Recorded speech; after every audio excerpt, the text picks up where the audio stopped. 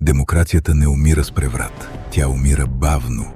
Докато ти гледаш новините, има 3 признака, че една демокрация се разпада и ние вече ги виждаме. Първо, безкрайната инфлация. Когато парите ти губят стойност всяка година, а заплатата ти не наваксва, системата вече не работи за теб. Второ, липсата на представителство. В демокрацията уж те представляват, но колко пъти са ти обещавали едно и са правили друго? Данъци, цени, закони. Гласуваш. Те решават без теб. И трето, законът стига лимита си. Съдилища претоварени, полиция претоварена, дела с години. Всичко работи, но на ръба.